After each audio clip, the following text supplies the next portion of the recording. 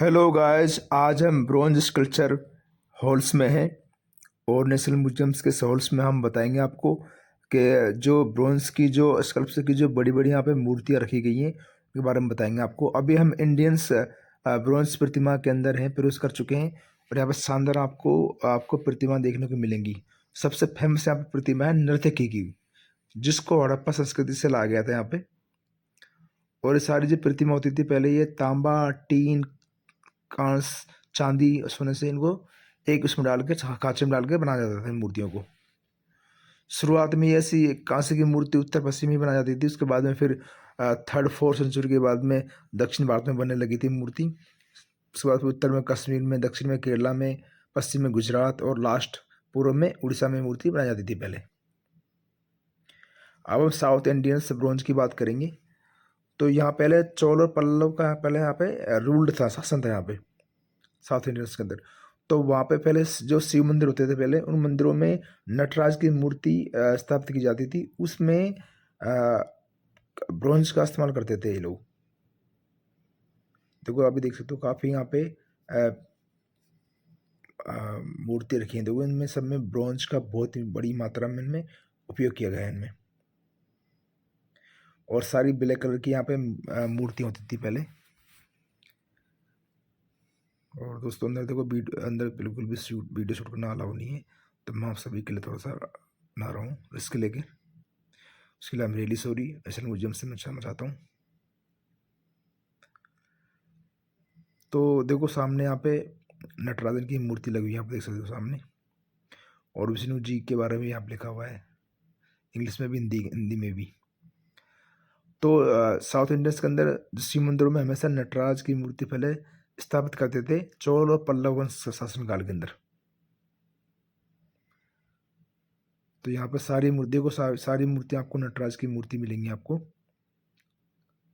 आप देख सकते हो, देखो सारी मूर्तियाँ और यहाँ पर रखी गई हैं नेशनल म्यूजियम्स के अंदर। आप आकर देख सकते हो कभी भी। आप 10:30 से लेकर 6:30 बजे तक ओपन रहता है। 20 रुपये का टिकट है। और इसको बिल्कुल अंदर कांच में फिट किया गया ताकि मतलब कोई बच्चे इसको हिट ना कर दे इन मूर्तियों को। सारी मूर्तियों के सामने गणेश जी की मूर्ति रखी हुई है, शिव जी की मूर्ति रखी हुई है। तो बहुत शानदार नेशनल म्यूजियम देखो सामने। अब आगे हम डक्कन्स ब्रोंजेज, यानी कि जो डक्कन शासन काल में उस टाइम जब नर्मदा और तुंगभद्रा जो रिवर थी, नदी थी, उसके बीच में था डक्कन का पठार। वहाँ पर ये ब्रोंज की मूर्तियाँ बना करती थी पहले। नर्मदा और तुंगभद्रा नदी के बीच में जो डक्कन का पठार था बहुत बड़ा, वहाँ पर ये मूर्तियाँ बनती थी पहले। और देखो जो ब्रोंज की मूर्तियाँ, जिस तरह से हम एक ईंट बनती है भट्टे के अंदर, तो एक ढांचा होता था। उस ढांचे के अंदर एक पिघलाकर इसमें तांबा, टीन, कॉपर, चांदी डालकर उसमें डालते थे, तब वो मूर्ति बनती थी पहले। उसके बाद 14वीं सेंचुरी के बाद में ये मूर्तियाँ बनने बंद हो गई थी कांस की। देखो काफ़ी यहाँ पे देख सकते हो मूर्तियाँ रखी हुई, प्रतिमा रखी हुई। देखो आप सारी डेक्कन शासनकाल में सारी मूर्ति बनाई गई थी पहले। ये देखिए आप, गणेश जी की मूर्तियाँ रखी हुई है, छोटी, बड़ी और हाइट तीनों शेप में रखी हुई। देखिए यहाँ पे एक सिंहासन टाइप में यहाँ पर रखा गया है जो ब्रोंज से बना हुआ पूरा। थोड़ा आगे चलते हैं तो ये भी एक इसमें भी मूर्ति रखी हुई है। ये भी ब्रोंज से बनाया गया, पूरा ब्रोंज स्कल्पचर से बनाए गए सारे यहाँ पे। देखो सामने आप देख सकते हो, आप एक बुद्ध जी की मूर्ति आप देख सकते हो सामने। आप जैन था उस टाइम, जैन धर्म था, उसमें भी कांसे की काफ़ी मूर्ति बनाई गई थी पहले। और इन धर्म में तीर्थ काल करते पहले, जो संसार की मोह छोड़कर मोक्ष की प्राप्ति के लिए आगे निकल जाते थे, उस टाइम भी बनाई जाती थी। अब देखो अब आगे ईस्टर्न से हम इंडिया ब्रोंज में आ गए थे स्कल्पचर के अंदर। तो इसमें भी काफ़ी जो एक शासक था पाल काल, तो उसकी शासन था 8 से लेकर 12 तक। उसमें काफ़ी मूर्तियाँ यहाँ पे बनाई गई थी वहाँ पे। और हमने उसमें बिहार के नालंदा से भी कुछ मूर्तियाँ प्राप्त हुई थी, कुछ ब्रोंज की मूर्तियाँ। तो सभी ये होता है कि भाई उस पाल काल में भी काफ़ी ब्रोंज की मूर्तियाँ बनाई गई थी पहले। तो अब हम आ गए बुद्ध काल के अंदर। तो बुद्ध काल में भी बुद्ध धर्म में महायान संप्रदाय जो लोग मानते हैं धर्म को, और जो संगाठी पहनते हुए या फिर पालती मार कर बैठते हैं, तो वो पूरा इसमें दिखाया गया है। मूर्ति जो पहले बनती थी बुद्ध धर्म के अंदर, तो उस टाइम ब्रोंज की मूर्ति दिखाई गई थी इसके अंदर। अब देखो हम हिमालयन ब्रोंज के अंदर आ चुके हैं, और हिमालयन ब्रोंज में जैसे कि वहाँ पे जो पहाड़ी क्षेत्र होते हैं, जैसे कश्मीर है, चंबा है, स्वात है, यहाँ काफ़ी यहाँ पे जो स्कल्पचर यहाँ पे बनी हुई हैं सारे, उनमें दिखाया गया इस तरह से। पहले देखो ये हिमालयन ब्रोंज से बनी मूर्ति है, देखो आप,